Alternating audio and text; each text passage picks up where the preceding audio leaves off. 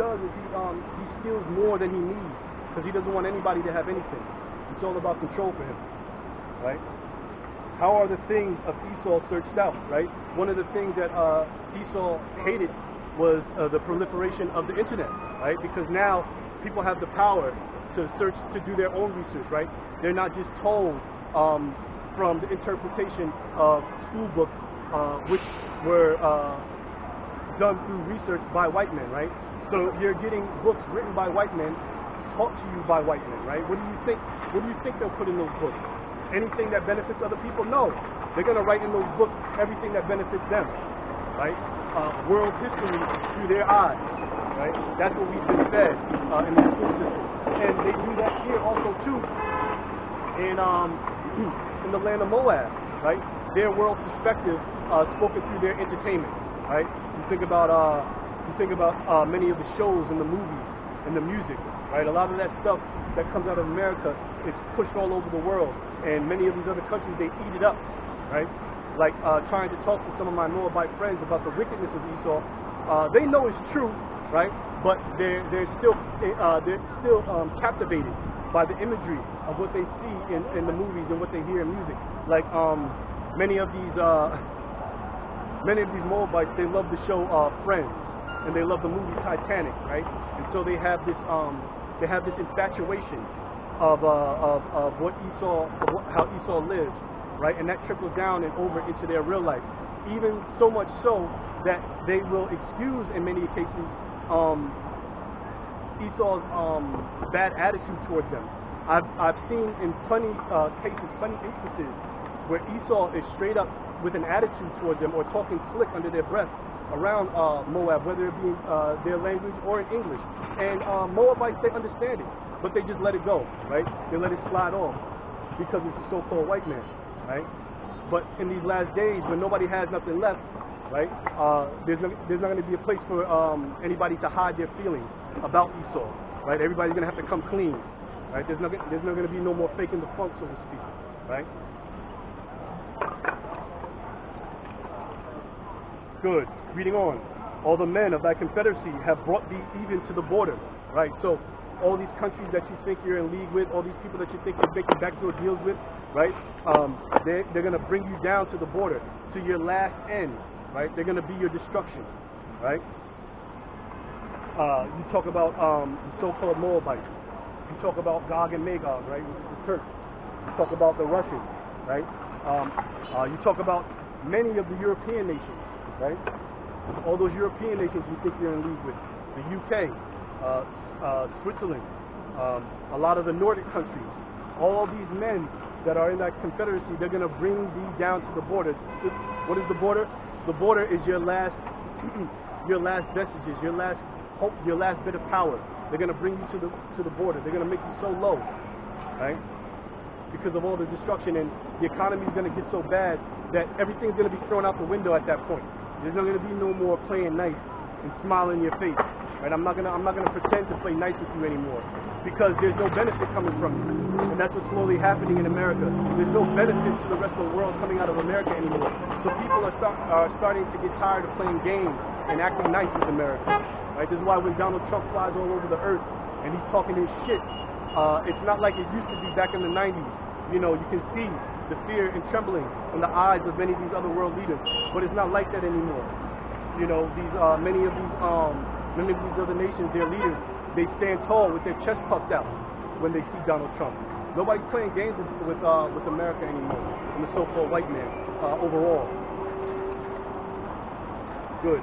The men that were at peace with thee have deceived thee and prevailed against thee. Right. So these nations of men that were once at peace with thee, they have deceived thee, right? They played you, right? They made you, they rocked you to sleep, so to speak, right? To make you think that they were on the same side, just so that they can take advantage of you, right? And you're going to see that happen on a high level, right? This is why you think about the war in Iran and how Esau, the main kingdom of Esau, starting with America, how they went to France, they went to Canada, asking for help, and all those countries said no. The UK said no, right? And nobody wants to help Israel at all, right? outside of what people can sell to Israel, nobody's looking to Israel to help them fight a war against Iran, who hasn't done anything to them, right? All these men that were at peace with thee, they have deceived thee and prevailed against thee. They that eat thy bread have laid a wound under thee, right? So those that broke bread with you, so to speak, who had deals with you, who were making money with you, right? Eating your bread is talking about break. You know, Jake says break bread. That means to share money and share resources.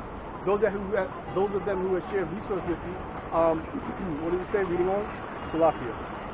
They have laid a wound under thee, right? They laid a trap for you, right? They laid something by where which you're going to get stuck, right? And you're going to become injurious due to these traps, right? It's going to be a hindrance to you, and it's going to bring your power low. It's going to bring your rulership down even faster than what is being caused right now with the economy.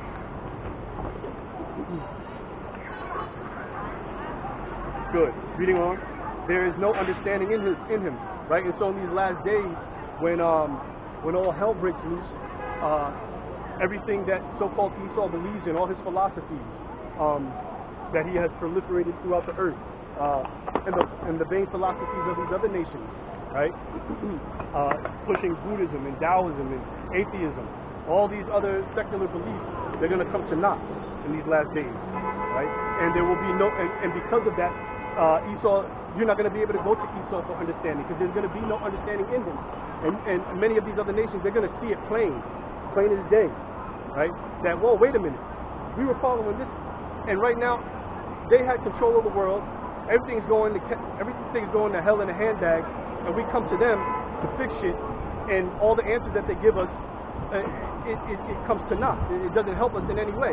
They're going to find out real quick that Esau has no understanding, and then they're going to acknowledge the grave mistake that they made by joining hands with Esau, right?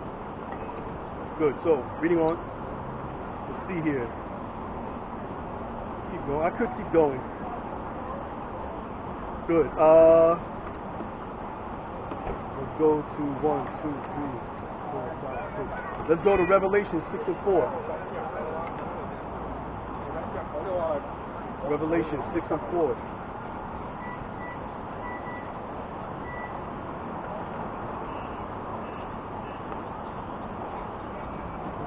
Good. Revelation 6 and 4. And there went on another horse that was red, and power was given unto him that sat thereon to take peace from the earth, right? That red horse is talking about Esau, right? Esau is the red man, right? That red horse is symbolic of, the color red is symbolic of Esau.